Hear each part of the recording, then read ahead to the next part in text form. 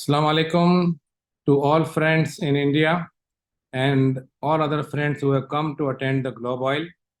I am grateful to Mehta Bhai, Kailash Bhai, and everyone in the uh, Indian Solvent Association and TEFLAS to again invite me to have a small talk on the Asian Palm Oil Alliance.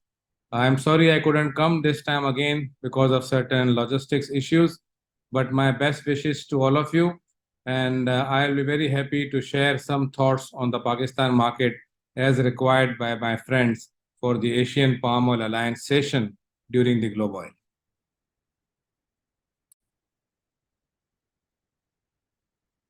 Since this time I have been asked to give just supply and demand situation in Pakistan during the Asian Palm Oil Alliance session in Globoil. So I'm restricting my small presentation on the Pakistan specific vegetable oil demand and supply.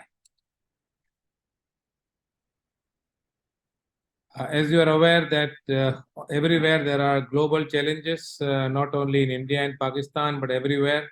The main challenge we are facing is the enormous economic challenges in the consumer countries like Pakistan. We are aware of the high inflation everywhere, which is going on for last almost 1 year. In Pakistan specific, we have some other impediments also like GMO, non-GMO issues in Pakistan on the import of oilseeds, which I am going to deliberate in my coming slides. We have huge volatility in the currency, which depreciated almost 25% in last 1 year. But fortunately, it has again been appreciating by 5% in last 2 weeks. So there are some hopes that Pakistan currency will further appreciate. Globally, we are aware that FED fund rates have also gone up to 5.25% to 5.5% during 2023. And this is primarily the reason that the funds are not going long because cost of financing is very, very high. And that is also responsible for our markets of not going up at the moment. The monetary tightening to restrict the liquidity to reduce inflation is also one of the main reasons for the bear market in the current circumstances. As far as the Pakistan scenario is concerned, I always give the summary that our total consumption is around 20 kg, and that is per capita consumption. And our total consumption in terms of oil is around 4.3 million tons. Our local production is very, very small, still 500,000 tons per annum. Our import of edible oil is almost 3 million tons.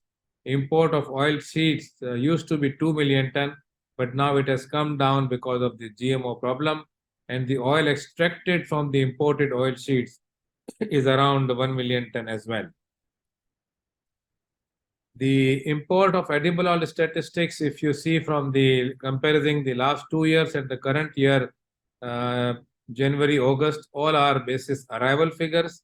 If you see in the year 2021, our total import was around 3 million ton or rather 3.1 million ton. Palm oil was the main component of the other products. And in 2022, we had 2.9 million ton. And January, August this year, so far, 8 months, we have already imported, rather received 2.1 million tons of olein, palm oil, crude palm oil, and crude soybean oil. Primarily, the main import is palm olein and palm oil in Pakistan. I could see that in 23, perhaps we might cross 3 million ton. Still, we got 4 months to go because I could see some desperate selling coming to Pakistan from origin, as finding a home for palm oil is a bit difficult for many, many suppliers. So I think there will be some glut of import in Pakistan, which is already glutted as our local markets is at the moment having a negative parity. Regarding the percentage, Indonesia still occupy a huge market in Pakistan. For the last 2 years, it was between 89-90%. And this year, so far, 91% market share belongs to Indonesia. As far as the major oilseed crop is concerned, Pakistan local or rather indigenous production still remain around 500,000 ton, mostly comprising of cottonseed oil and rapeseed oil. But this year, like 23-24, which the statistics will come next year, you will see that our local rapeseed production was very good, like in India also. So we had a bumper crop this year for the rapeseed, but since the supply chain is not properly documented, so there is some problem in the usage by those companies who are thoroughly documented. But yes, the rapeseed production is much better this year, this season rather, as compared to previous years. This oilseed slide is a bit interesting to deliberate, ladies and gentlemen. Our import in the year 21, you could see that we were importing 2.5 million tons of soya beans, which came down to 1.7 million ton in 2022.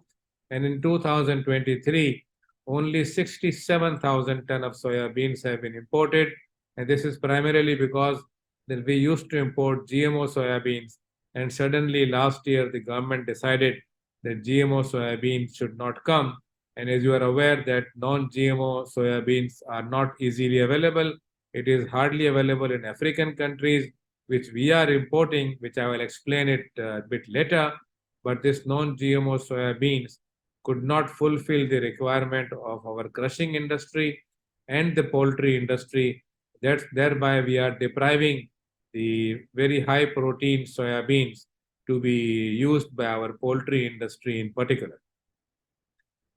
So far, we have been importing the canola seed, which was imported 833,000 ton in 21, and in 22 it was 610,000, but that was GMO canola seed coming from Canada. But again, now Canadian import is no more there. So in the year 2023, we have imported non-GMO canola. The figure is around 467,000 ton. This has primarily come from Australia. Hardly one or two cargoes would have come from Black Sea, and we could see more and more non-GMO canola rapeseed to arrive from Australia.